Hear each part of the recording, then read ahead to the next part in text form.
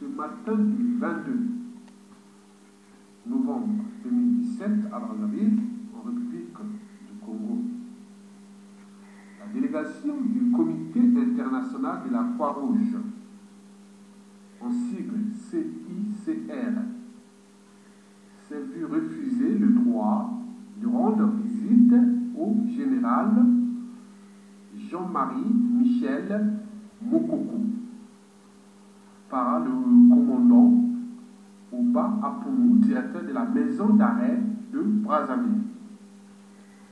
Ce dernier a agi sur instruction personnelle de Jean-Dominique Okemba, le patron des services secrets de la tyrannie, de la dictature de Sassou et d'Enguesso. Mesdames et messieurs, nous vous rappelons que le CICR avait signé un accord de siège avec le Congo-Brazzaville en 1999. En 1999. L'accord de siège prévoit le droit de visiter les prisonniers de guerre, les prisonniers politiques et d'opinion politique. Le but de la visite du CICR est de vérifier si les conditions matérielles de détention sont conformes au droit international humanitaire. Le délégué protection du CICR a le droit de s'entretenir avec un prisonnier sans intermédiaire, c'est-à-dire sans témoin. Si le Congo-Brazzaville ne se conforme pas aux normes internationales et ne respecte pas le droit international humanitaire, le CICR fait un rapport confidentiel et l'adresse à qui de droit.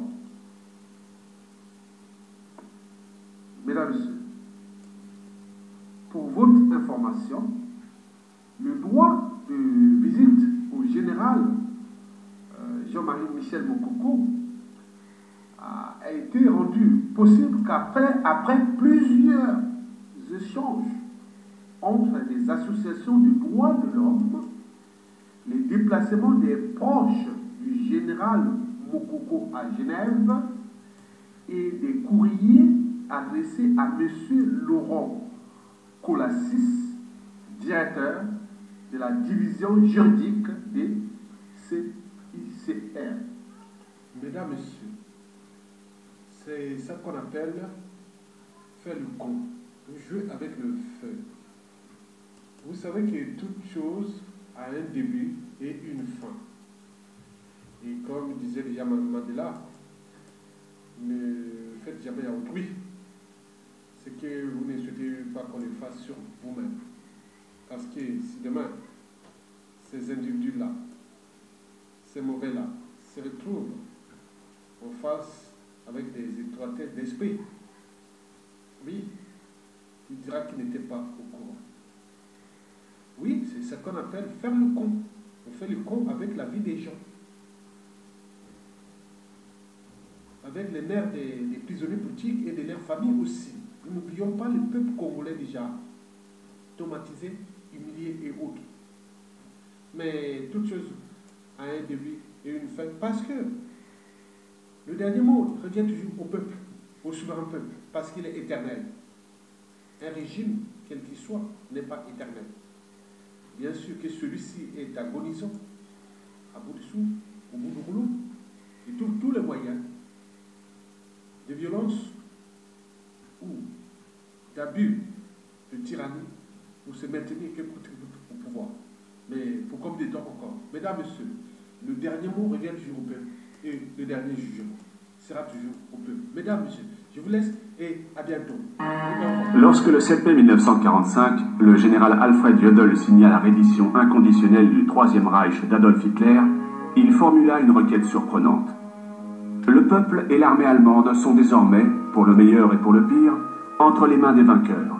J'espère simplement que ces derniers sauront les traiter avec générosité.